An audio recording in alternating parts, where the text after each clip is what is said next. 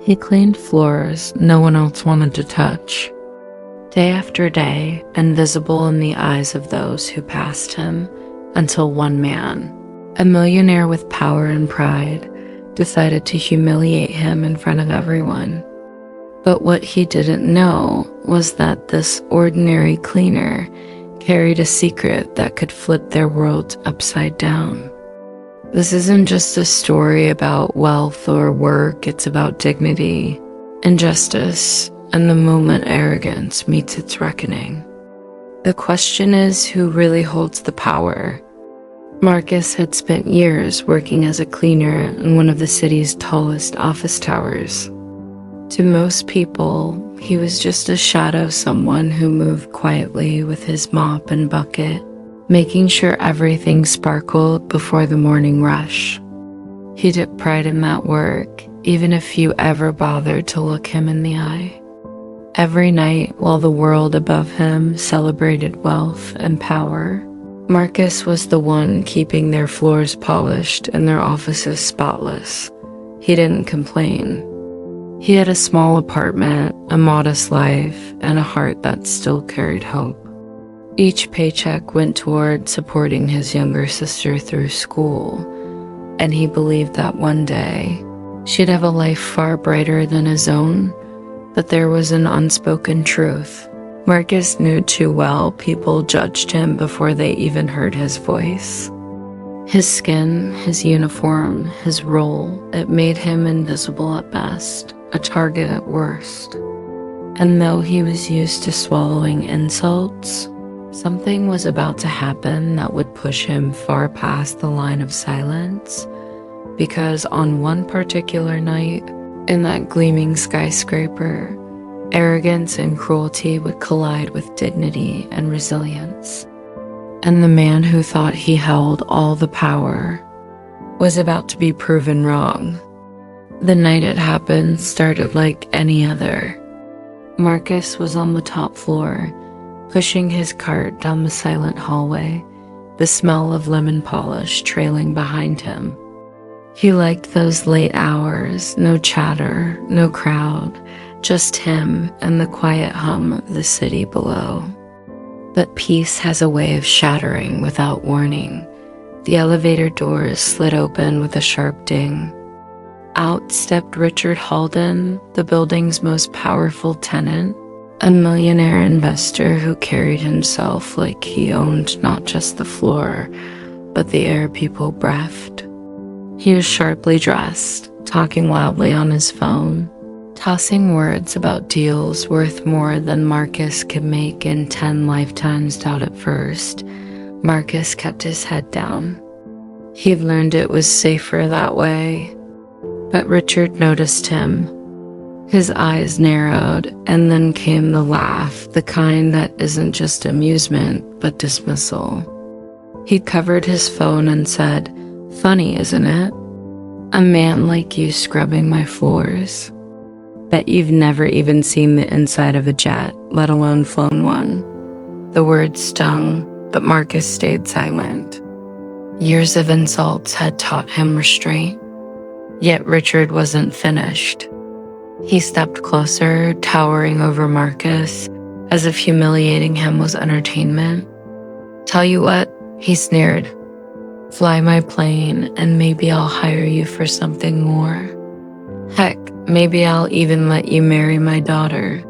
He laughed again, loud enough to echo off the marble walls. It wasn't just a joke, it was a reminder of where Marcus belonged.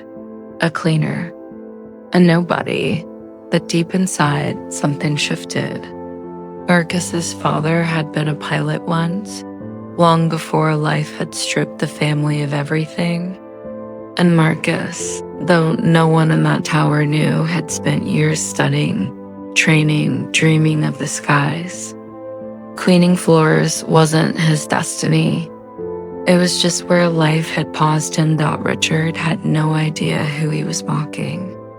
No idea that the man he was trying to reduce with words carried knowledge, skill, and a secret that would one day turn laughter into silence.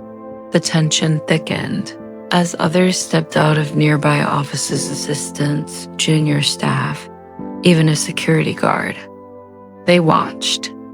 Some smirked, others looked away, but none intervened. For Marcus, that silence cut deeper than Richard's words, because in that moment, it felt like the whole world agreed with the cruelty. Still, Marcus didn't break. He pressed his mop into the bucket, wiped the floor with steady strokes, and let Richard's laughter fade into the background. On the surface, he seemed unfazed, but in his heart, the fire had already been lit. And soon, that fire would burn through the illusion of power Richard thought he held.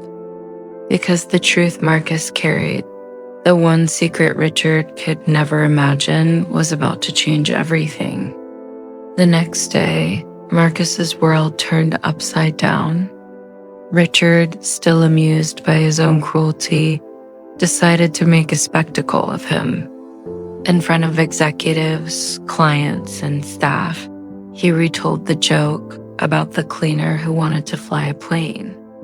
Laughter rippled through the room, each chuckle another knife in Marcus's chest. He stood there, mop in hand, forced to listen as his dignity was stripped away piece by piece. But then Richard went further. He motioned toward Marcus, daring him to step forward. "Here's our pilot." He jeered. "Maybe he can take us to our next deal. Who knows, maybe he can even handle turbulence." The room erupted again. Marcus's throat tightened. He felt the weight of every insult, every dismissal, every moment he had been treated as less than human. His hands trembled, not from fear, but from a storm of anger he'd buried for too long. And then the moment of truth came. Richard tossed him a small model airplane from his desk, expecting him to fumble to prove his point. But Marcus caught it with precision, holding it steady, his eyes locked on Richard's. Silence spread through the room as Marcus spoke, not with words, but with presence, because in that silence, Richard didn't see a cleaner. He saw the reflection of his own arrogance, and for the first time, doubt flickered in his eyes. The air was electric, heavy with unspoken questions. The people who had laughed moments ago now sat frozen, unsure. And Marcus, standing tall in his uniform, knew one thing: this was no longer about humiliation. This was about truth finally forcing its way to the surface, and what happened next would leave every single person in that room shaken. In the days that followed, whispers spread through the building. The laughter that once echoed behind Marcus's back turned into uneasy silence. People who had mocked him now avoided his eyes, unsure how to face the man they had tried to belittle. Richard, for all his money and bravado, carried a stain he couldn't erase, the memory of being confronted, not with violence or anger, but with quiet strength and undeniable truth. Marcus went back to work as always, mop in hand, head held high. But he was no longer invisible. Those who once saw only a uniform began to see the man inside it, the resilience, the dignity, the story they had ignored for too long. His presence alone became a reminder that respect is not tied to wealth, status, or skin color, but to humanity itself. And yet, Marcus knew his experience wasn't unique.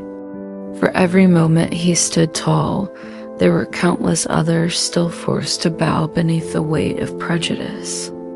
His story was not just his own, it was part of a larger truth, one that stretched across cities, workplaces, and generations, because racism doesn't always come as violence in the street.